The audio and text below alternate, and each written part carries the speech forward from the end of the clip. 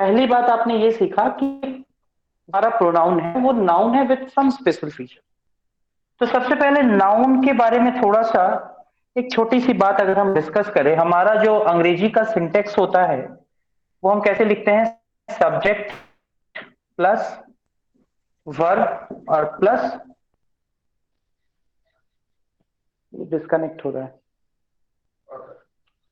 मेरी आवाज आ रही है क्या आप लोगों को? सर आवाज क्लियर आ रही है जी सर। सर, आ रही आ रही है क्या? आवाज आ रही है अभी? आप लोगों को मेरी है। आवाज जी आ सर, रही है? आपकी आवाज क्लियर है। जी क्लियर सर है? सर। आवाज ओके क्लियर आ ओके रही है, बस ओके, पिक्चर थैंक में यू। दिक्कत हो रही है। पिक्चर में दिक्कत हो रही है, ठीक है, थोड़ी तो देर में वो भी सही कैमरा हो जाएगा। फोकस एंड फोकस कर रहा है। हाँ, वो थोड़ी देर में ठीक हो जाएगा। ठीक है। तो जो इम्पोर्टेंट बात ये है, बोर्ड पे आप लोग ध्यान दें कि हमारे पास जो इंग्लिश में हम जिस सिंटेक्स को यूज करते हैं वो नॉर्मल क्या होता है? सब्जेक्ट, वर्ब और ऑब्जेक्ट का। ठीक है। तो हमारे पास दो यस। ऐसे पोजीशंस हैं जहां पर हम नाउन को पुट करते हैं, रखते हैं। एक ये और एक ये, है ना? जैसे उदाहरण के लिए, राम ईट्स मैंगो। बहुत ही सिंपल एग्जांपल से हम लोग देखेंगे। यहाँ आप लोग को दिख रहा होगा कि दो नाउन है और उनका जो पोजीशन है एक सब्जेक्ट पे है, दूसरा ऑब्जेक्ट। इससे क्लियर ये होता है कि एक सेंटेंस में दो ऐसे पोजीशन हैं जहां पर हम नाउन को प्लेस कर सकते हैं। ठीक है। तो जैसा कि अभी हम लोगों ने देखा कि प्रोनाउन जो है वो नाउन ही है विद सम स्पेशल फीचर। तो आप ये आसानी से समझ रहे होंगे कि जिन स्थानों पे, जिन दो पोजीशन पे नाउन को हम प्लेस कर रहे थे, ये वही पोजीशन होंगे जहां पर प्रोनाउन आएगा। क्योंकि नाउन के बाद अगर आप प्रोनाउन को देखें तो थोड़ा स्पेशल फीचर लेकर आया है, लेकिन वो अपने आप में एक तरह से उसी का क्या है, एक तरह से प्रो वर्जन है। तो कहेंगे कि अगर हम नाउन का जो पोजीशन है उसी पोजीशन पे अगर हम ये कहते हैं कि प्रोनाउन भी रहेगा, तो किसी को कोई समस्या है क्या? No sir. नहीं है ना? मैं थोड़ा जानबूझकर प्रो को अलग करके नाउन को नीचे लिख रहा हूं। ठीक है। अगर मैं कुछ ऐसा बताऊं कि दो पोजीशन जहां पे नाउन बैठा करते थे, उन्हीं पोजीशंस पे हम प्रोनाउन को भी रखेंगे, तो क्या कोई समस्या है? नहीं तो? No sir. नहीं। ओके। तो मैं अभी जिन बातों पे चर्चा कर रहा हूं उसकी उसका महत्व क्या है, या फिर उसको हम कैसे यूज करेंगे, जब हम चैप्टर में आगे बढ़ेंगे तो आप लोगों को समझ में आएगा। अभी बस इसे डिस्क्रीट नॉलेज की तरह देखिए। एक क्या मैं बोलूं कि कुछ कुछ चीजें जो अभी काम आएंगी आपको आगे, उसके ऊपर हम बात कर रहे हैं अभी। ठीक है। तो पहली बात ये कि प्रोनाउन का जो पोजीशन है वो कहाँ कहाँ हो सकता है? सब्जेक्ट और ऑब्जेक्ट के पोजीशन पे। ये पहली बात। ठीक है। आगे बढ़ता हूं। ठीक है, सबको क्लियर है ना? डाउट है यस। किसी को? किसी को डाउट है क्या? जी सर। ओके। ठीक है, मैं आगे बढ़ता हूं फिर। हाँ, ये हमारी पहली चर्चा। दूसरी बात, आपने केसेस ऑफ प्रोनाउन पढ़ा है, बहुत सारे लोगों ने पढ़ा होगा। मैं उसे थोड़ा सा डिस्कस करके आगे बढ़ूंगा। मैं बार बार प्रोनाउन को इस तरह लिख रहा हूं ताकि आपके दिमाग में वो चीज बैठ जाए। आप लोगों को याद भी होगा और इसको थोड़ा डिस्कशन करना बहुत जरूरी है, क्योंकि ये पॉइंट जो है, अभी ये जो हम केसेस सीखने वाले हैं, आप लोगों ने कई किताबों में कई तरह से सीखा होगा, लेकिन अभी जो हम सीखने वाले हैं, कह सकता हूं कि 70% प्रोनाउन के जो एरर हैं, अगर आप आज इस टॉपिक को देख लेते हैं तो फिर वो क्लियर हो जाएगा, या फिर ये कह सकते हैं कि इसके माध्यम से हम उसको क्लियर कर पाएंगे। तो केसेस ऑफ प्रोनाउन, केसेस क्या होता है? केसेस को आप सिचुएशन समझे। ठीक है। परिस्थिति। अगर आप एक सेंटेंस में, जैसा कि अभी हम लोगों ने देखा, सब्जेक्ट, वर्ब और ऑब्जेक्ट के सेंटेंस में देखें, तो सब्जेक्ट और ऑब्जेक्ट के पोजीशन पे हम प्रोनाउन को रख सकते हैं। अगर हम प्रोनाउन को सेंटेंस के सब्जेक्ट की तरह यूज कर रहे हैं तो फिर वो उनका पहला केस होगा, मतलब वो होगा नॉमिनेटिव केस। क्या होगा वो Nominative. होगा नॉमिनेटिव केस, या बहुत सारे लोग इसको सब्जेक्टिव केस बोलते हैं। क्या आप लोगों को बोर्ड दिख रहा है अभी? Yes, sir. Yes sir. जी सर। और जो मैं लिख रहा हूँ वो साफ है, Yes, sir. क्लियर है क्या? Yes, sir. अच्छा, मैंने अभी क्या लिखा है यहाँ पे? Nominative. नॉमिनेटिव केस और सब्जेक्टिव केस, ठीक है। चलिए, बहुत अच्छी बात है। तो यहाँ पर प्रोनाउन हम जो यूज करते हैं सब्जेक्ट पे, उस केस को हम नॉमिनेटिव केस या सब्जेक्टिव केस कहेंगे। बहुत आसान है। पहला जो दो सीखेंगे वो आप लोगों को पहले से ही पता है, लेकिन मैं जानबूझकर उसे हाईलाइट कर रहा हूं। अच्छा, दूसरा जो पोजीशन है वो ऑब्जेक्ट में हमने सीखा, तो उसे बड़ी आसानी से आप क्या कह सकते हैं? Objective. ऑब्जेक्टिव केस बोल सकते हैं। इसमें कुछ नहीं था, ये तो जैसा आप लोगों ने अभी तक यूज किया ठीक वैसे ही। पहले मैं दो पे आता हूं, फिर बाकी के दो पे चर्चा करूंगा। जैसे अगर मैं बोलूं आई, आई नॉमिनेटिव केस होता है ना सब्जेक्ट में। जब हम Yes. खुद को एज ए सब्जेक्ट रखते हैं सेंटेंस में, तो उसके लिए जिस प्रोनाउन को यूज करते हैं वो क्या है? आई है I. ना। Objective में ये aim. यही आई जब अपना पोजीशन ऑब्जेक्ट पे लेता है, मतलब ऐसी परिस्थिति बनती है जब हम खुद को वाक्य के ऑब्जेक्ट की तरह प्रेजेंट करते हैं, सब्जेक्ट की तरह नहीं, ऑब्जेक्ट की तरह प्रेजेंट करते हैं, तो ये बन जाता है, क्या बन जाता है? Me. मी बन जाता है ना। ऐसे ही होता है। इन दोनों के साथ तो कोई समस्या अभी नहीं है, ठीक है। ये दोनों ही केसेस मुझे लगता है कि आप लोगों को अच्छी तरह से क्लियर होगा, इसमें कोई समस्या नहीं है, ठीक है। अब जो मूल बात हमें करनी है वो है बाकी के दो केसेस को लेकर। बोर्ड क्या यहां तक विजिबल है? Yes. यहां तक विजिबल है क्या बोर्ड? नहीं Yes. सर। लाइन दिख रही है अभी आप लोगों को? नहीं दिख रहा? नहीं नहीं। ये वाली लाइन नहीं दिख रही? No, sir. ओके, इससे पहले थोड़ा आगे, इतना दूर तक, यहां तक दिख रहा है? उससे थोड़ा कम। यहां तक दिख रहा है क्या? थोड़ा कम, यहां तक? No. तो सर, यस सर। अभी अभी ठीक है? अभी ठीक है? Yes. या फिर मैं इन दोनों को थोड़ा मिटा दूं, इन दोनों केसेस को मिटा देता हूं। हाँ बोलो।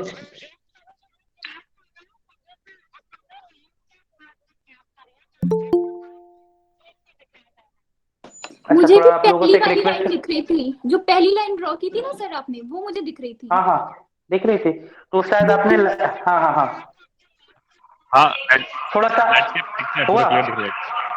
पूरा दिख रहा है? ओके ओके ओके, तो हाँ, मैं थोड़ा landscape लंबा पूरा कर सकता हूँ ना? ओके, हाँ, तो sure, आप लोग थोड़ा सा उसे एडजस्ट कर लें, ठीक है।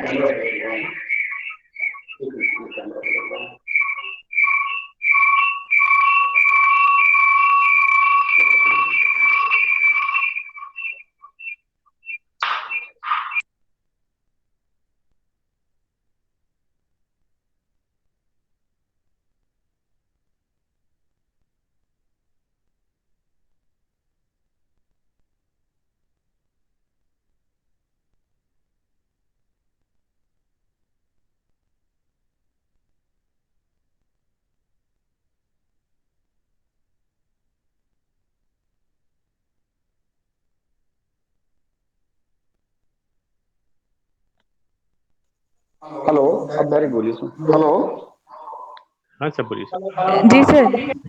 जय हिंद अभी सर। ठीक है। चलिए, तो हम Yes. लोग ऑब्जेक्टिव केस के बाद बाकी के दो केसेस देखेंगे। ये सबसे इंपॉर्टेंट है ग्रामर में। अगर आपको सीखना है प्रोनाउन को, तो इन्हें बेहतर तरीके से जानना पड़ेगा। बाकी के जो दो केसेस हैं, मैं इनको इंट्रोड्यूस करने से पहले इसका नाम लिखता हूं, फिर इसको जस्टिफाई करेंगे कि क्या ये सही है। जैसे आई नी, और ये जो है इसे हम पॉसेसिव एडजेक्टिव के नाम से जानते हैं। Yes. इसके नाम से जानते हैं पॉसेसिव एडजेक्टिव। और जो चौथा केस है वो है पॉसेसिव प्रोनाउन। क्या आपको सभी को दिख रहा है अभी? जी सर, दिख रहा है सर। यस सर दिख रहा है। जी सर, अभी दिखाई दे रहा है। आप लोगों को मेरी आवाज क्लियर आ रही है ना? जी यस सर, सर। क्लियर है सर। ओके, तो पॉसेसिव एडजेक्टिव और द लास्ट वन जो है वो है पॉसेसिव प्रोनाउन। ठीक है, क्लियर है? तो जब हम बात करते हैं पॉसेसिव एडजेक्टिव की, इसको थोड़ा सा हम जस्टिफाई करेंगे, ठीक है। इसको अभी हम जस्टिफाई करेंगे कैसे। जैसे उदाहरण के तौर पे मैं, आप लोगों ने भी पढ़ा होगा कि आई मी और स्पेस को जब हम लिखते हैं तो हम माई बोलते हैं। माई और चौथा केस क्या होता है, माइन होता है ना, होता है ना, आई मी माई और माइन, यही होता है। तो क्लियर है। अभी हम लोग इसको जस्टिफाई करेंगे कि ये कैसे पॉसेसिव एडजेक्टिव बना या फिर ये क्यों पॉसेसिव एडजेक्टिव है। ठीक है, इससे रिलेटेड एक छोटा सा एग्जांपल हम लोग देखेंगे। ठीक है, मैं अगर लिखता हूं माई बुक, क्या लिखता हूं, माई बुक, क्या मेरी आवाज क्लियर है आप लोगों को? Yes sir. आवाज आ रही है? Yes sir. आ रही है आवाज? हेलो, यस सर, आवाज आ रही है। यस सर, आवाज आ रही है, बिल्कुल आ रही है। क्लियर। ये बुक अगर आप देखेंगे, ये बुक जो है ये क्या है, ये नाउन है ना। बुक क्या होता है, संज्ञा। तो यस आप लोग जवाब दें, बुक संज्ञा है। और ये जो मानी है, इस किताब की विशेषता बताने के लिए ही तो आया है ना, ये किताब मेरी है। Yes sir. तो अगर नाउन की कोई विशेषता बताता है तो उस शब्द को क्या कहते हैं, एडजेक्टिव बोलेंगे। Yes sir. एडजेक्टिव बोलेंगे ना। मतलब ये जो माई वर्ड है ये एडजेक्टिव नेचर का है। साथ ही साथ इस बुक पर ये अधिकार भी बता रहा है कि ये किताब मेरी है। मतलब इसके अंदर एक और फीचर है, वो है पॉसेशन का। दिख रहा है? तो ये जो माई बुक वाला एग्जांपल है, इसे आप लोग हमेशा याद रखेंगे कि इस पूरे एग्जांपल में आपको दो तीन चीजें याद रखनी है। एक ये कि ये बुक तो नाउन है, तो नाउन की विशेषता कौन बताएगा, एडजेक्टिव बताएगा। और एडजेक्टिव के साथ साथ इसके अंदर पॉसेशन की क्वालिटी है। मतलब इसके अंदर दो गुण है, एक तो पॉसेशन का और दूसरा एडजेक्टिव है ये। इसी वजह से इसका नाम है पॉसेसिव एडजेक्टिव। इसी वजह से इसका नाम क्या है, पॉसेसिव एडजेक्टिव। ठीक है, तो क्या मैं इसे समझा पाया हूं आप लोगों को? यस सर, पूरा क्रिस्टल क्लियर। सर हाँ सर मेरा बताइए। क्वेश्चन है। सर जैसे आपने कहा कि ये पोजेशन तो बता रहा है माई, पर जी सर हाँ, ये एडजेक्टिव कैसे है? संज्ञा की विशेषता कौन बताता है? नाउन। जैसे बॉय, मैं एक और एग्जांपल रखता हूँ आपके सामने। बॉय, बॉय क्या है भाई, नाउन है ना। यस जी। बॉय नाउन है। ठीक है, अगर मैं इसके सामने एक शब्द लिखता हूँ टॉल बॉय, तो उस लड़के की विशेषता है कि वो लंबा है ना, उसी को विशेषण कहते हैं। तो जब एक संज्ञा हम कभी भी देखते हैं, उसकी जो विशेषता बताता है उसे हम कहते हैं कि वो विशेषण है। तो इस किताब की विशेषता है कि ये मेरी है ना। अगर आपने कोई किताब खरीदी और वो किताब कहीं पे रखी हुई है, तो उस किताब की एक विशेषता है कि वो तो एक किताब है। दूसरी विशेषता ये है कि वो किताब आपकी है। ठीक है, तो यहां पर माई जो है एक ऐसा शब्द है जो कि इस बुक को प्रभावित कर रहा है, नाउन जो है उसको प्रभावित कर रहा है, और ये एडजेक्टिव नेचर का है, और इसके अंदर पॉसेशन की क्वालिटी है। तो इन दो कारणों से इसका नाम पड़ता है पॉसेसिव एडजेक्टिव। ठीक है, अभी क्लियर है? जी सर। अभी डाउट है क्या किसी को? No sir. ओके, तो फिर मैं आगे बढ़ता हूं। ठीक है,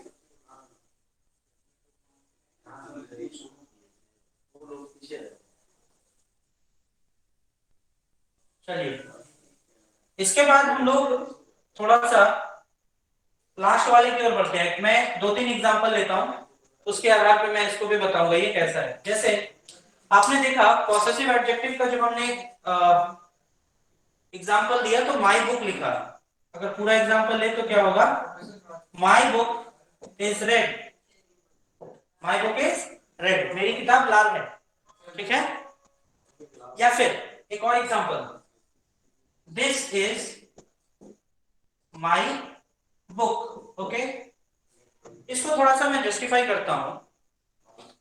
ये हमारा सब्जेक्ट है, ये वर्ब है, और ये पूरा का पूरा माई बुक जो है ऑब्जेक्ट है। इस ऑब्जेक्ट में हमारे पास एक नाउन है और उस नाउन के बारे में बताने वाला एक पॉसेसिव एडजेक्टिव है, जिससे ये पूरा का पूरा ऑब्जेक्ट बना है। ठीक है, क्लियर है?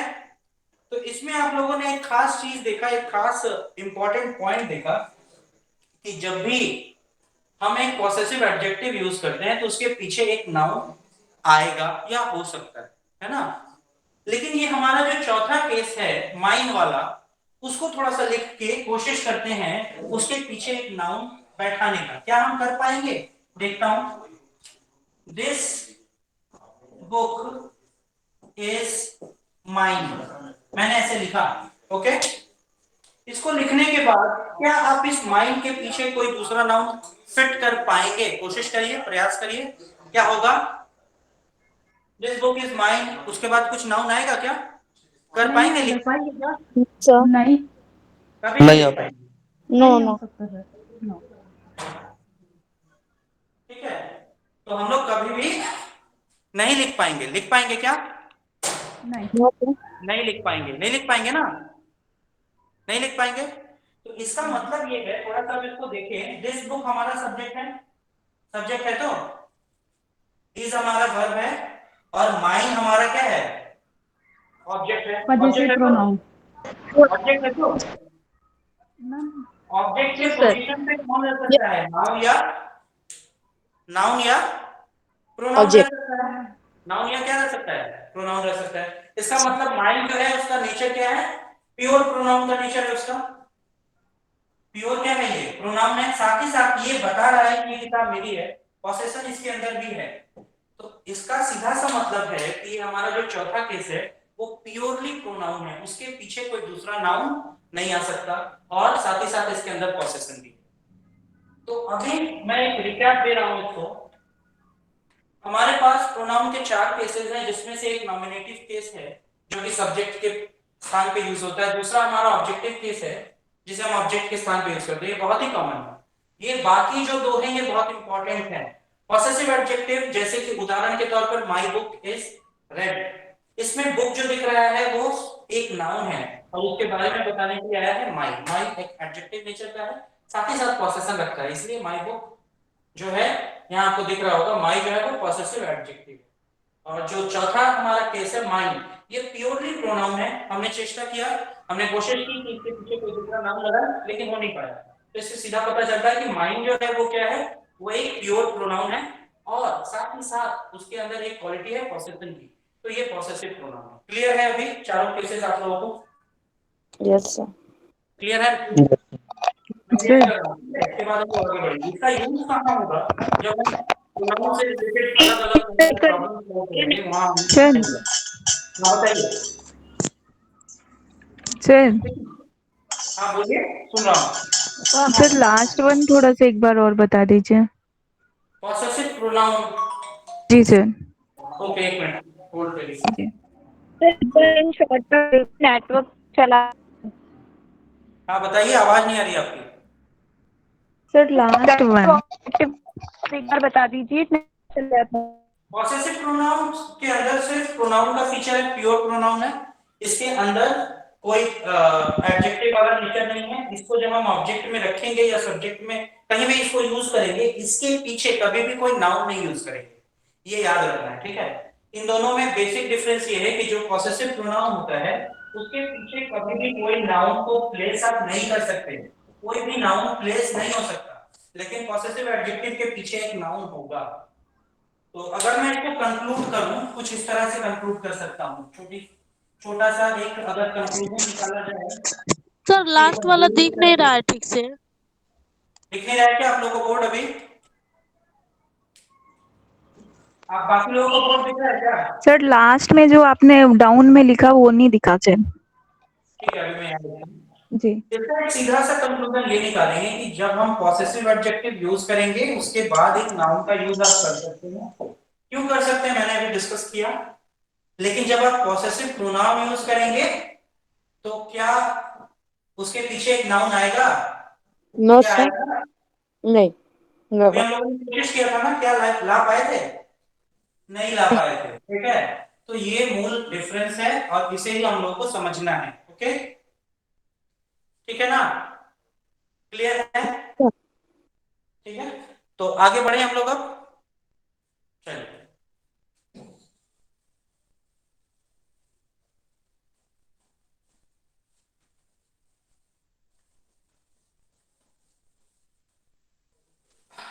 ठीक है। इसके बाद एक छोटा सा पार्ट प्रोनाउन से रिलेटेड प्रोनाउन का इंट्रोडक्शन मैंने शायद पढ़ाया है आप लोगों को, और आप लोगों को पता होगा कितने तरह के प्रोनाउन होते हैं। प्रोनाउन पता है ना सभी को? Yes sir.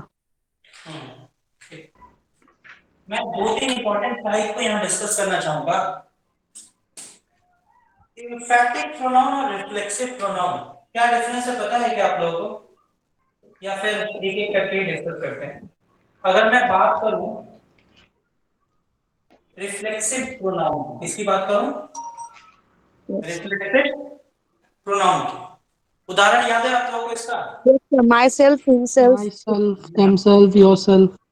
योरसेल्फ। तो हम डिस्कस कर लेते हैं फिर आगे बढ़ेंगे। माई सेल्फ है, योर सेल्फ है, और himself, Himself, herself, itself, oneself. ठीक है, जितना सेल्फ है वो इसमें देखोगे। इसका काम क्या है बताइए आपको? इसका काम क्या है?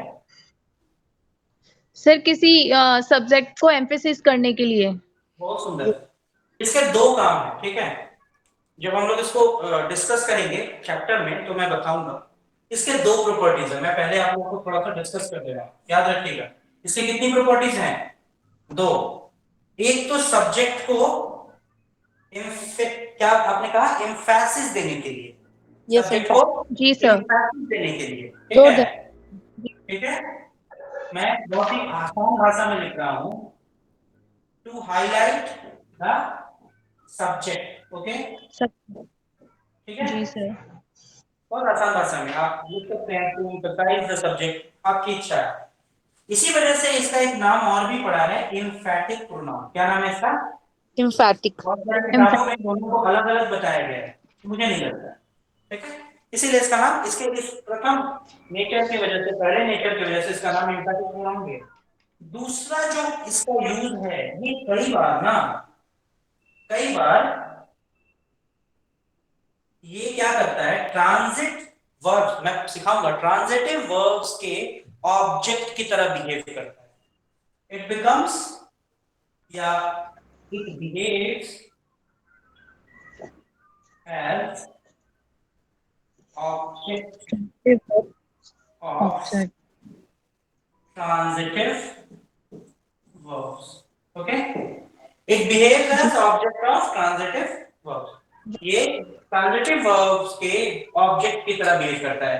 इस टॉपिक को फिलहाल के लिए आप लिख लीजिए और स्टार लगा लीजिए। करीब आधे घंटे के बाद हम लोग इस पे फिर से आएंगे, जब मैं कुछ एग्जांपल्स आपको दूंगा और इसके बारे में बताऊंगा। अभी तक ये एक हाईलाइट है, जिसके बारे में आपको बाद में पढ़ना है, ठीक है? क्लियर है ये? अच्छा, ट्रांजिटिव थोड़ा बताता चलो, कंफ्यूजन होगा आपको। ट्रांजिटिव क्या होता है, मिटा दूं क्या इसको मैं? सर जो वर्ब अपने बाद में सब्जेक्ट लेती है, ऑब्जेक्ट लेती है, सॉरी। एक मिनट, इसको मिटा दूं? जी सर। जी सर, मिटा दीजिए। एक सेकंड जस्ट।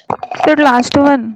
इसको थोड़ा सा मैं अभी आप लोगों को, आप लोग स्क्रीनशॉट ले सकते हैं ना, जब भी कोई इस तरह से हो तो आप लिखने की जगह स्क्रीनशॉट लेके रखिए, बाद में लिख लीजिएगा। देखिए करना ये है, मैं एक सेंटेंस लिखता हूँ आपके पास, please bring, okay, please bring. क्या ये सेंटेंस कंप्लीट है? No sir. No sir. हो रहा है क्या, क्या दिक्कत है इस वाक्य के साथ? आपको क्या समस्या हो रही है? सर पता नहीं चल रहा कि कुछ क्या लेके इस वाक्य में मजा क्या आ रहा है? ऑब्जेक्ट वहाँ पे चाहिए होगा। Bring the glass, coffee, anything. Bring water, a glass of water. Actually देखो, यहाँ पे मैं एक छोटा सा एग्जांपल के थ्रू समझाना चाहता हूँ। कुछ ऐसे लोग होते हैं दुनिया में जो प्रेशर को बियर नहीं कर पाते, ठीक है? जैसे ऑफिस में कुछ प्रेशर है, वो क्या करते हैं, अपना प्रेशर घर वालों पे जाके निकालते हैं ना लोग, ठीक है? इसी तरह से हमारे इंग्लिश लैंग्वेज में कुछ ऐसे वर्ब हैं जो अपने प्रेशर को ट्रांसफर करना चाहते हैं, ठीक है? मूल बात यह है कि ये ट्रांसफर करना चाहते हैं अपना एक्शन, ठीक है? और इसी ट्रांसफर के कारण इनके अंदर एक प्रॉपर्टी जनरेट होती है, वो है ट्रांजिट, और इसी ट्रांजिट प्रॉपर्टी के कारण ये कहलाते हैं ट्रांजिटिव वर्ब। ओके, ये क्या कहलाते हैं? Transitive verb. इनका डिमांड क्या होता है? इनका डिमांड ये होता है कि हमको कोई चाहिए जिसपे हम अपना क्या है एक्शन क्या कर सके, डाल सके। तो इसीलिए प्लीज ब्रिंग क्या, कुछ भी, प्लीज ब्रिंग कॉफी, कुछ ला दो, ठीक है। कोई भी एक ऑब्जेक्ट रख के इसको हम क्या करते हैं, सेंटेंस को कंप्लीट करते हैं।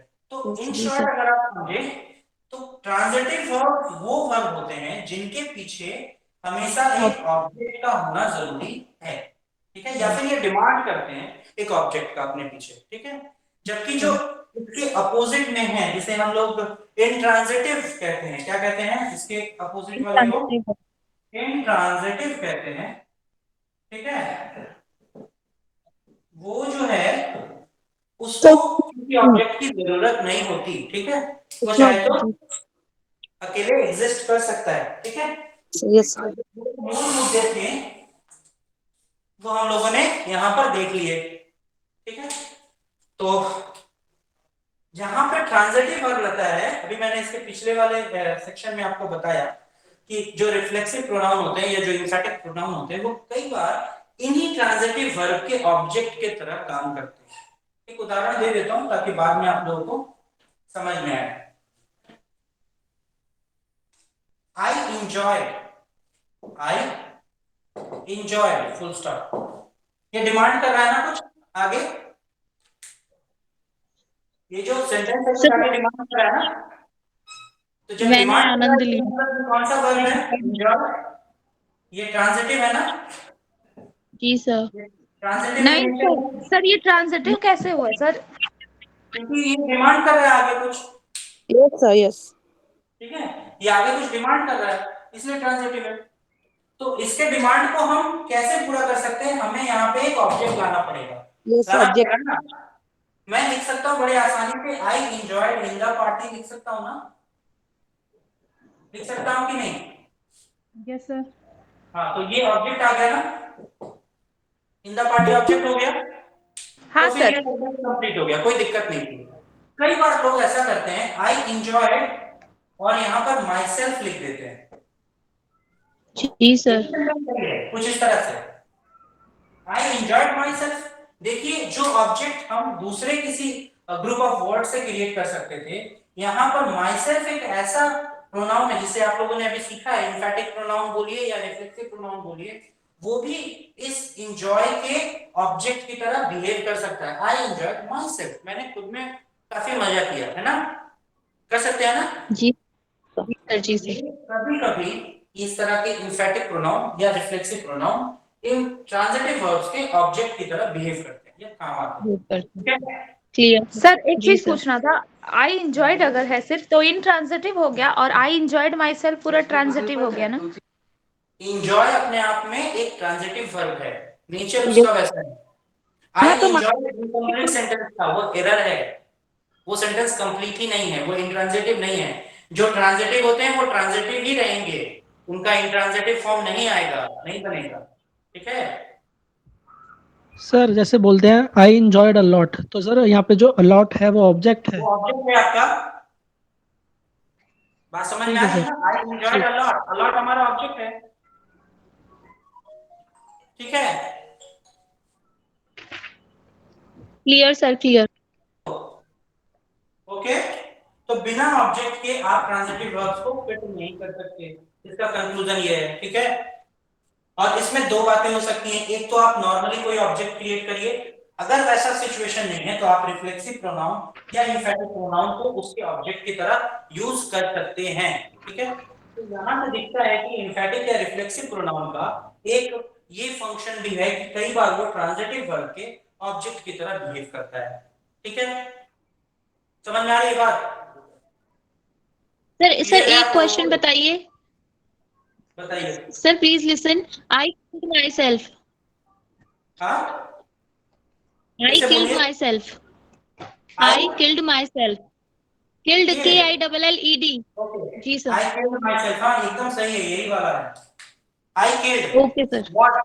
अगर मैं लिखता हूँ, देखिए ट्रांजिटिव को पहचानना बड़ा आसान है। I killed myself. अगर मैं लिखता हूँ आई किल्ड, तो नहीं होगा ना? आई किल्ड व्हाट, मैंने क्या मारा, पता ही नहीं है ना। जी जब हमको जी इट सर। जो है वो ट्रांजिटिव नेचर का है, उसको एक ऑब्जेक्ट चाहिए अपने एक्सप्रेशन के लिए। लव लव के चक्कर में तो देखिए सुसाइड करने को क्या है। थोड़ा शांत ना रहेंगे। ना अगर आप माइसेल्फ नहीं करना चाहते तो आप एक स्नेक लिखिए ना, आई किल्ड अ स्नेक। जैसे ही आपने ऑब्जेक्ट रखा, इस स्किल को आधार मिल गया, इसको एक्सप्रेशन मिल गया। उसी के चक्कर में पूछ रही थी रिफ्लेक्टिव प्रोनाउन के लिए। जी सर। जी हाँ, आप लिख सकती हैं, आपको ऑब्जेक्ट बनाना है। आप यहाँ लिखिए, बिल्कुल लिखिए, आई किल्ड माई सेल्फ, मैंने खुद को मार दिया। ठीक है, ओके। ओके ओके सर, ये इम्फेटिक हो जी जाएगा, सर। Emphatic pronoun. इम्फेटिक नहीं, फिलहाल ये रिफ्लेक्सिव प्रोनाउन है। इम्फेटिक तो है ही, और ऑब्जेक्ट के पोजीशन पे रहे, ये ऑब्जेक्ट की तरह बिहेव कर रहा है। ठीक है, जैसे आप लोगों ने बोला, रिफ्लेक्सिव का एक और उदाहरण मैं देता हूं। I myself has done this work. देखिए, sorry, I myself have done this work. Okay, तो अगर मैं ये लिखता हूं, ठीक है, तो यहाँ बहुत ही सिंपल है। यहाँ पे माई सेल्फ क्यों आया? I have done this work भी तो हो सकता था। इन दोनों वाक्यों में क्या फर्क है? ये जो माई सेल्फ है, ये आई के रिफ्लेक्शन के लिए आया है, और इसलिए आया है ताकि ये जो सेंटेंस है उसका वजन बढ़ जाए, कि मैंने ही ये काम किया है, मैंने ये काम किया है, जी सर।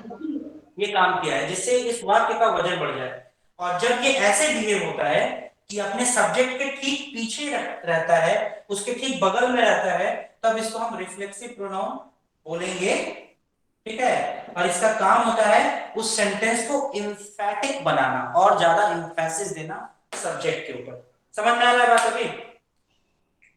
जी क्लियर है? सर। ओके, तो आपने देखा इसके दो पोजीशन हो सकते हैं, एक तो ऑब्जेक्ट बन रहा है ये, और एक बार सब्जेक्ट के ठीक पीछे लग के रिफ्लेक्सिव नेचर का जो उसका गुण है वो भी दिखा रहा है। ठीक है, क्लियर है? Yes sir. Yes sir, clear है। ओके, जी सर। चलिए। अच्छा, क्लास में आप लोगों को कोई असुविधा नहीं हो रही है ना अभी? साउंड की, क्लैरिटी की कोई दिक्कत है? नहीं सर, बीच में आया था फिर ठीक हो गया सर। तो मोटा मोटी आप लोगों को पता ही है, जो जो चीजें मुझे लग रही है आप लोगों को बताना जरूरी है, वहां से मैं शुरुआत करूंगा। ठीक, चलिए। यहाँ से हमने बेसिक्स आप लोगों को बता दी जो हमें सीखना था। अब हम आते हैं कि एग्जाम में प्रोनाउन से रिलेटेड किस तरह के एरर आते हैं, कैसे आपको उन्हें डील करना है, किन किन बातों का ध्यान रखना है। ठीक है, उन सब चीजों को हम देखेंगे। पहले मैं एक एग्जाम्पल लिखता हूँ, यहीं से शुरुआत करेंगे हम लोग। एक ऐसा सेंटेंस लेंगे जहां पे एक से अधिक, दो या दो से तीन सब्जेक्ट है। सब्जेक्ट में नहीं बोलूंगा, नाउन है या प्रोनाउन है जो मिलकर एक सब्जेक्ट बना है, कंपाउंड सब्जेक्ट है। इस टॉपिक को आप कंपाउंड सब्जेक्ट की तरह नोट कर सकते हैं। कंपाउंड क्या होता है? एंड से जुड़ा होगा। जैसे उदाहरण के लिए मैं बोलूं अगर आप लोगों को, you, I and he, you I and he. Sir दिख नहीं रहा है। दिख नहीं रहा? थोड़ा नीचे लिखिए, थोड़ा नीचे लिख दीजिए। अच्छा, सॉरी।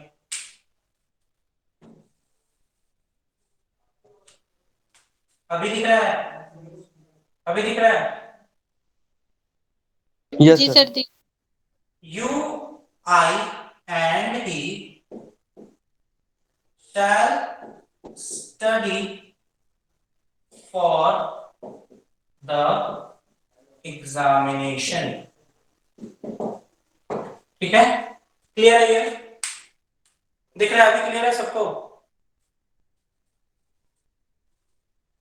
स्पष्ट दिख रहा है ना? Yes sir. ओके, जी sir. You and he shall study for the examination. ठीक है, यहाँ पर ये जो काम है, ये कैसा काम है? एक अच्छा काम है ना, पॉजिटिव एक्शन वाला काम है ना? पॉजिटिव है। Yes sir. यहाँ पे ये जो सब्जेक्ट आपको दिख रहा है, ये कंपाउंड सब्जेक्ट है ना? यस। कंपाउंड है ये हमारा सब्जेक्ट। Yes sir. इसमें कितने लोग हैं? 3 लोग हैं ना? कौन कौन? You, I and he. तो पहले फर्स्ट पर्सन आएगा ना? ना सेकंड पर्सन, फर्स्ट पर्सन और थर्ड पर्सन। इसमें आपको ध्यान देना होगा 2 कि 3 यू 1। जो होता है सबसे पहले हम शुरुआत करते हैं आई से। आई जो होता है वो हमेशा क्या होता है? फर्स्ट पर्सन होता है। यहाँ पे मैं इस फॉर द एग्जामिनेशन को पीछे कंटिन्यू कर देता हूँ यहाँ पे फॉर द, ठीक है अभी चलिए ये जो आई है ये तो फर्स्ट पर्सन होता है ना, क्या होता है ये? First person. प्रोनाउन का फर्स्ट की बात करते हैं यू क्या होता है? सेकंड। प्रोनाउन का सेकंड। कैसे देखते हैं हम लोग पर्सन को, बताइए थोड़ा तो। सर आई और वी फर्स्ट पर्सन होते हैं, जो बात को कहता है स्पीकर, जो सुनता है वो सेकंड पर्सन होता है यू, और जिसके बारे में कही जाती है वो थर्ड पर्सन होता है ही, शी, इट और दे। ओके होता ये है, मुझे मैं जो इस चीज को डील करता हूँ आपने बहुत अच्छा बताया। जो मैं हूँ या फिर जो हम लोग बोल रहे हैं, हम लोग हैं फर्स्ट पर्सन। जो मेरे सामने है, मैं जिससे बोल रहा हूँ वो हमारा सेकंड पर्सन होगा, और जो नहीं है प्रेजेंट, जिसके बारे में बात हो सकती है या हो रही है, वो है हमारा थर्ड पर्सन। तो फिलहाल यू आई मतलब हम दोनों तो यहीं पे हैं, और ही जो है वो है नहीं यहाँ पे, तो वो होगा हमारा क्या? हमारा थर्ड पर्सन होगा वो, ठीक है। ओके तो 3 लोग हैं, 3 पर्सन है यहाँ पे। काम जो है self study for the examination, अच्छा काम है, पॉजिटिव एक्शन। तो नैतिकता क्या कहती है बताइए? अच्छा मैं इस टॉपिक से हट के बात करूं तो नैतिकता क्या कहती है कि अच्छा काम हो तो पहले श्रेय किसको देना चाहिए? सामने वाले, सेकंड पर्सन, सामने वाले को। किसको देना चाहिए? सामने वाले को। फिर उसके बाद जो वहां प्रेजेंट नहीं है उसको थोड़ा श्रेय देंगे। 2 3 1 थर्ड पर्सन 2 3 जो वक्त है उसका, यही तो नैतिकता यही कहती है ना। अगर 3 लोग हैं तो कहेंगे तुमने, उसने और मैंने बहुत अच्छा काम किया, ऐसे ही कहेंगे ना जी तो सर। नैतिकता ये कहती है कि जो ऑर्डर होना चाहिए उस ऑर्डर में सबसे पहले आना चाहिए सेकंड पर्सन। कौन आना चाहिए? सेकंड पर्सन आना चाहिए। सेकंड। उसके बाद कौन आना चाहिए? थर्ड पर्सन आना चाहिए, और अंत में कौन आता है? फर्स्ट पर्सन आता है। ये अगर एक्शन क्या है? पॉजिटिव है।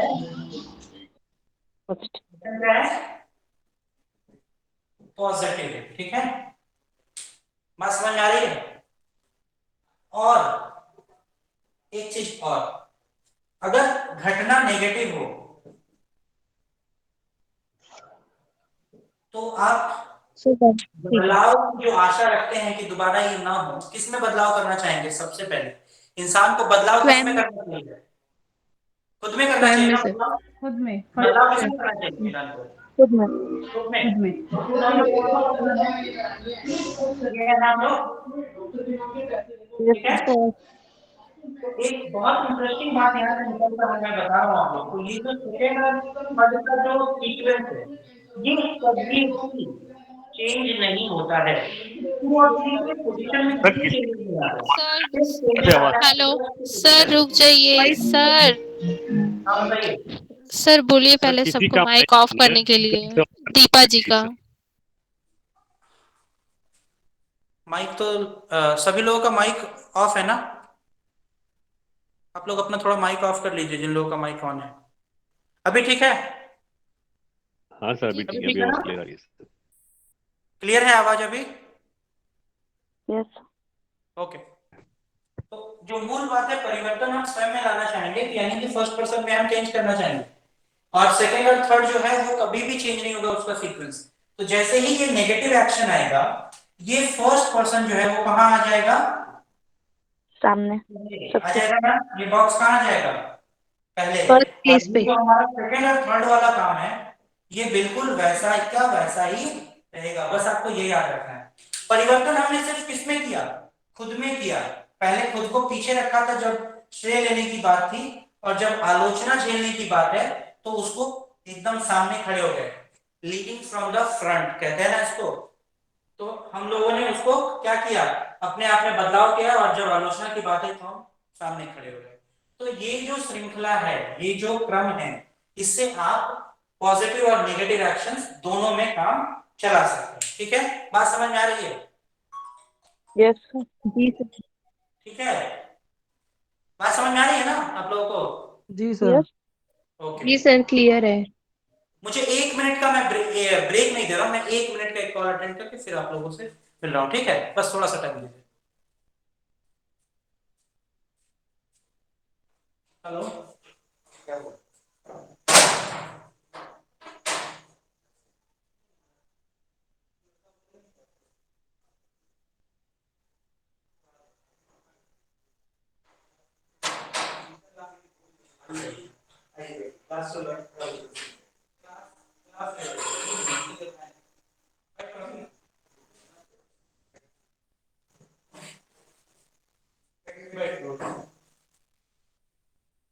हेलो, आवाज क्लियर है अभी? ठीक है ना? यस। ओके, जी सर। ये पॉजिटिव एक्शन और नेगेटिव एक्शन वाली बात थी। जहां पॉजिटिव एक्शन है वहां पॉजिटिव अपने फर्स्ट पर्सन को पीछे रखेंगे, और जैसे नेगेटिव एक्शन होता है उसको हम कहां लाते हैं? सामने लाते हैं, बदलाव करते हैं। ठीक है, तो मूल बात तो ये है। दूसरी बात ये है कि अगर मान लीजिए कि 3 लोगों की जगह पर कोई मिसिंग है, मान लीजिए कि फर्स्ट पर्सन मिसिंग है, सिर्फ सेकंड और थर्ड पर्सन की बात हो रही है, तो उस केस में पॉजिटिव और नेगेटिव एक्शन में क्या करना होगा? अब आप इस कॉन्सेप्ट को लेकर चलिए। बदलाव हमेशा किसमें होता है? बदलाव हमेशा किसमें होता है? First person. फर्स्ट पर्सन में। तो अगर फर्स्ट पर्सन मिसिंग है तो आपके लिए सवाल हो जाता है थोड़ा आसान। आप पॉजिटिव में भी 2-3 का कॉम्बिनेशन लेके चलेंगे और नेगेटिव एक्शन में भी 2-3 वाला ही कॉम्बिनेशन लेके चलेंगे। ठीक है, ठीक है ना? Yes sir. Yes sir. Okay, एक घटना और है। कई बार ऐसा होता है कि ये जो आपको दिख रहा है अलग अलग, ये कई बार प्लूरल हो जाता है। ये सभी सिंगुलर है ना, देखिए दिख रहा है ना आप लोगों को? ये कई बार ऐसा होता है कि हम इसको प्लूरल लेते हैं। तो जब हम प्लूरल लेंगे तब क्या करना होगा? तो ये जो नेगेटिव एक्शन का सीक्वेंस दिख रहा है ना, इसी के ऑब्लिक में आप प्लूरल वाला भी डाल लें, इसी क्रम में आप प्लूरल वाला भी काम करेंगे। उदाहरण के लिए मैं लिखता हूं एक एग्जांपल आप लोगों के सामने। We, you and they. ठीक है, you, we, you and they should now get down to work। ठीक है, वी, यू एंड दे। देखिए मैंने सबसे पहले किसको रखा है? फर्स्ट पर्सन को रखा है, फिर सेकंड पर्सन है और फिर थर्ड पर्सन है। और should now get down to work, ये पॉजिटिव एक्शन ही था, लेकिन हमने इस सीक्वेंस को फॉलो किया। क्यों किया? क्योंकि वी प्लूरल है, यू तो प्लूरल और सिंगुलर दोनों केसेस में यूज होते हैं, दे प्लूरल है। ठीक है, तो बाकियों को देखकर इसे भी हमने प्लूरल समझा। We, you and they should now get down to work. हालांकि यहाँ पे यू जो है वो एम्बिगुअस नेचर का है, कई बार प्लूरल और कई बार सिंगुलर यूज होता है। बात समझ में आ रही है अभी? सर आप ये कह रहे हो जी कि सर। अगर प्लूरल होगा तो आप है ना, तो हम है ना नेगेटिव का ही सीक्वेंस यूज करेंगे। सीक्वेंस को हम फॉलो करेंगे। ठीक है, बात समझ में आ रही है? Yes sir. तो सर अभी अगर जी सर। आई हो, ठीक है, आई, यू एंड दे। टॉपिक को आप नाम दे सकते हैं कि कंपाउंड सब्जेक्ट जब हमारा होता है। दिख रहा है क्या? ये नहीं दिख रहा होगा। इस टॉपिक को आप नाम दे सकते हैं कंपाउंड सब्जेक्ट। क्या है ये? जब हमारे पास एक कंपाउंड सब्जेक्ट आता है तो हमारे पास ये दो सीक्वेंसेस होती हैं, एक ये और एक ये। ठीक है, क्लियर है? Yes sir. दिख रहा है ना सबको अभी? ठीक है, तो इसे मैं मिटा दे रहा हूं, आगे के कॉन्सेप्ट की ओर हम लोग पढ़ेंगे आगे। चलिए,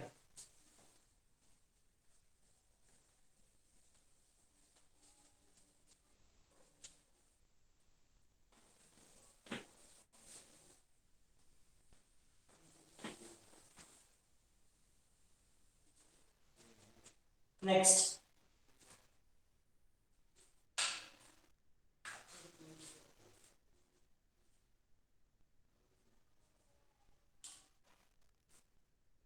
एक एग्जांपल से स्टार्ट कर रहा हूं। आप लोगों को फाइंड करना है कि उसमें गलती कहाँ है।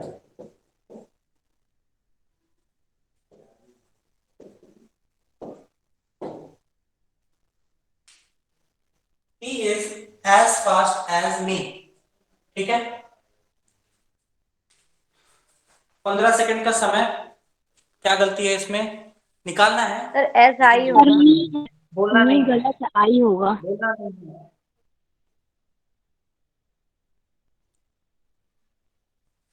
बहुत आसान सा है, सब सभी लोगों को आ रहा होगा, इसलिए मैंने इसको कहा कि बोलना नहीं है। अच्छा, मेरा प्रश्न ये है कि आप लोगों में से 90% लोगों ने कहा कि यहाँ पे ये आई होना चाहिए, होना चाहिए ना, होना चाहिए। तो यहाँ पे आखिर क्या हुआ, आखिर एग्जामिनर ने हमें क्या मतलब कहाँ फंसाने की कोशिश की। आप लोगों ने ये देखा, आई और मी, ये दोनों कौन से केसेस है। आप लोगों को मैंने बोला ना, केस जब हम पढ़ेंगे तो उस आधार पर हम प्रोनाउन की बखिया उधेड़ सकते हैं पूरी। मैंने अभी सिखाया था ना एक सब्जेक्टिव केस, यस सर। किसी को नॉमिनेटिव भी बोलेंगे, और एक क्या था ऑब्जेक्टिव। और फिर दो और सीखे थे हम लोगों ने। तो यहाँ पर उसने क्या किया कि उसने दिया है मी जो कि क्या था, ऑब्जेक्टिव केस था ना, और हम बोल रहे हैं कि नहीं, होना चाहिए आई जो कि है सब्जेक्टिव केस। और देखने में ये वाला पार्ट जो है वो सेंटेंस में अपीयर्स एज एन ऑब्जेक्ट, ये तो ऑब्जेक्ट की तरह दिख रहा होगा बहुत सारे लोगों को, दिख रहा था ना। Yes sir. वाक्य के अंत में है, तो एक नेचुरल रिफ्लेक्स कहता है कि यहाँ तो नहीं होना चाहिए, ऑब्जेक्टिव केस है, ऑब्जेक्ट का पोजीशन है। लेकिन जो लोगों ने पढ़ा है उन लोगों ने ये सीख लिया कि नहीं, यहाँ आई होना चाहिए। तो सबसे पहली बात कि नेचुरल रिस्पॉन्स किसी का भी होगा कि ये तो सेंटेंस के अंत में ऑब्जेक्ट होगा, जल्दी से यहाँ लगा दो। एग्जामिनर यही चेक करना चाहता है कि आपका रिफ्लेक्स कैसा है। तो मैंने बताया कि आखिर क्वेश्चन क्रिएट कैसे हुआ। अब हमने इसको सही कैसे करना है, हम इसको सही कैसे कर सकते हैं। अब आपको ये देखना चाहिए कि ये ऑब्जेक्ट है या फिर ये सब्जेक्ट है। आप लोग बताइए, क्या ये ऑब्जेक्ट है या सब्जेक्ट है। ऑब्जेक्ट है। सर वाक्य पूरा नहीं दिख रहा है। आप लैंडस्केप मोड यूज करिए, ऑब्जेक्ट है। लैंडस्केप मोड यूज करिए, और बाकी लोग अपना माइक ऑफ रखें। तो he is as fast as me तो गलत है, ये आई है। आखिर गलत क्यों है मुझे बताइए, ये ऑब्जेक्ट है या सब्जेक्ट है, मुझे ये जानना है आप लोगों से। ऑब्जेक्ट लग रहा है सर। ऑब्जेक्ट लग रहा है, सभी को लगना चाहिए। पहचान जो है ना वो बहुत इंटरेस्टिंग है। मनोज अपना माइक ऑफ कर लीजिए, मनोज जी अपना माइक ऑफ कर लीजिए। सर वाक्य पूरा नहीं दिख रहा है। वाक्य पूरा दिखेगा अगर आप उसको। हेलो मनोज जी अपना माइक ऑफ कर लीजिए, वाक्य पूरा दिखेगा अगर आप टिल्ट करके देखेंगे। मोबाइल को टिल्ट करिए और उसके बाद उसे लैंडस्केप मोड पे ले जाइए।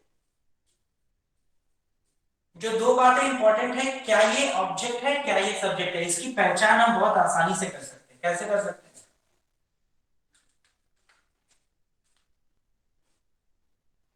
ये क्या है, थोड़ा गंदा ड्राइंग है लेकिन ये क्या है, क्या है ये, एक डब्बा है मालगाड़ी का या किसी भी गाड़ी का, और इसको हम दूसरे डब्बे से किससे जोड़ते हैं बताइए। कौन सा वो शब्द है अंग्रेजी में जिसमें इस तरह का रोल है। इंजन से सर।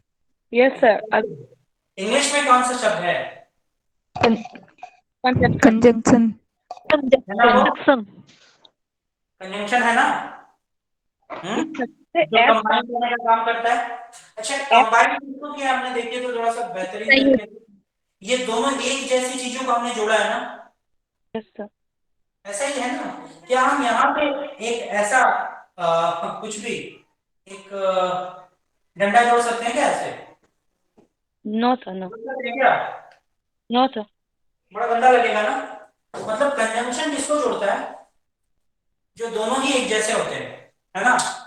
इसका सीधा सा मतलब है, यहाँ पर जो सेंटेंस में आपको दिख रहा है एज फास्ट एज, ये तो कंजंक्शन होता है। यस ये कंजंक्शन होता है। इसका काम क्या है? जोड़ना और बराबर चीजों को जोड़ना। इस तरफ क्या था? ही इज, ही क्या है? ही सब्जेक्ट है तो ऑब्जेक्ट ही होगा। केस को सब्जेक्ट यहाँ पे की तरह काम कर रहा है। तो दूसरे तरफ भी हमारा क्या होना चाहिए भाई? सब्जेक्ट और वर्ब का ही क्रम होना चाहिए ना, क्योंकि बीच में हमारा कंजंक्शन है। बीच में हमारा क्या है? कंजंक्शन है। बीच में अगर हमारा कंजंक्शन है तो उसके पहले जो क्रम है, ठीक वैसा ही क्रम हम डिमांड करते हैं ना पीछे भी, तभी तो ये जोड़ेगा दोनों इक्वल चीजों को। ठीक है, तो सेंटेंस को कुछ ऐसा दिखना चाहिए, he is as fast as I am. देखिए दिख रहा है ना, सब्जेक्ट है, वर्ब है, यहाँ भी सब्जेक्ट है, यहाँ भी वर्ब है, बीच में हमारा क्या है? कंजंक्शन है। इसको 1, इसको 2 दे देता हूं, ठीक है। लेकिन बोलते समय इस एम की उतनी जरूरत नहीं है, इसलिए हम लोग इसको क्या करते हैं? बिना एम के भी चला देते हैं। लेकिन ये सेंटेंस भी परफेक्ट है, कोई गलती नहीं है। इसको हम बिना एम के भी चला सकते हैं। यहाँ एम अंडरस्टूड है, खुद से समझ में आ रहा है कि इसके साथ ही इसको जोड़ा गया। तो मूल जो अभी तक आपको दिख रहा था ये ऑब्जेक्ट है, ये कोई ऑब्जेक्ट नहीं, ठीक है। ये जो है ये है एक क्लॉज और ये भी है एक क्लॉज। दो क्लॉज को एक कंजंक्शन से हमने जोड़ा है और इस क्लॉज का सब्जेक्ट है ही, जबकि उस क्लॉज का सब्जेक्ट है आई। बात समझ में आया? तो हम जब कंजंक्शन से जोड़ते हैं तो इस बात का हमेशा ध्यान रखें कि यहाँ पर अगर सब्जेक्ट यूज हुआ है तो यहाँ पे भी सब्जेक्टिव फॉर्म ही यूज होना चाहिए, जबकि एग्जामिनर ने वहां ऑब्जेक्टिव केस यूज किया। हमें यहाँ क्या करना होगा? Subjective case according to this pattern. दिख रहा है ना? Yes sir, clear. सर क्या ये कंपैरिजन में, जब कंपैरिजन करते हैं तभी यूज करते हैं, जैसे आपने एज फास्ट एज कर रखा है ये? मैंने बोला कंजंक्शन से, मैं यहाँ कंपैरिजन तो है, छिपा हुआ है, कंपैरिजन तो बिल्कुल है, ठीक है। लेकिन मूल जो बात है वो ये है कि हमें क्या करना था? हमें जोड़ना था, ठीक है। ठीक है, अभी सही है ना? ठीक है, ओके। तो यहाँ जो मुझे बतानी थी आप लोगों को वो ये है कि जब कंजंक्शन से हम जोड़ेंगे तो ध्यान रखेंगे कि सब्जेक्ट के हिसाब से यहाँ भी सब्जेक्टिव केस होना चाहिए, क्योंकि तुलना हो रही है। हाँ, हम कंजंक्शन से अगर लिंक करते हैं तो दोनों साइड एक ही मतलब ये रहना चाहिए। जैसे नाउन है तो नाउन प्रयास करेंगे, ठीक है। क्या सर? कोशिश करेंगे कि जैसा रखें। Yes sir. ठीक है, तो यहाँ तक समझ में आ गई होगी बात आप लोगों को? सब पूरा क्रिस्टल है। क्या कहा आप? मेरा नेटवर्क चला गया था, एक बार रिपीट कर दीजिए। आप लोगों के सामने, I run faster than him. I run faster than him, ठीक है। I run faster. Sir can I tell you sir he? बताइए। नहीं, अभी कुछ नहीं करना, अभी बस आप लोगों को देखना है, ठीक है। और आज का ये लास्ट होगा, इसके बाद फिर हम लोग एक और सेशन लेंगे, उसमें हम लोग खत्म करेंगे, ठीक है। I run faster than him, okay.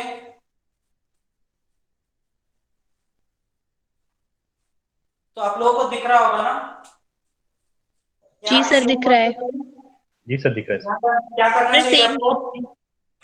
यहाँ कौन सा ही केस होना है? चाहिए, यहाँ सब्जेक्टिव। यहाँ भी क्या होना चाहिए? Subjective case. ही करेंगे, ठीक है। आशा करता हूँ आज का जो पहला क्लास है प्रोनाउन को आप लोगों को अच्छा लगा होगा, और इसी अप्रोच के साथ हम लोग और एक क्लास में कोशिश करेंगे खत्म करने का। थोड़ा लंबा चैप्टर है, इसलिए इसको 2 भागों में ही तोड़कर बताना ठीक है, ठीक है। तो आज यहीं तक सभी के लिए, और अगर कुछ दिक्कत रही होगी तो अगले क्लास में आप लोग एज ए डाउट पूछ लीजिएगा। धन्यवाद। Thank you sir. जय हिंद सर। Thank you sir. जय हिंद। Thank you sir.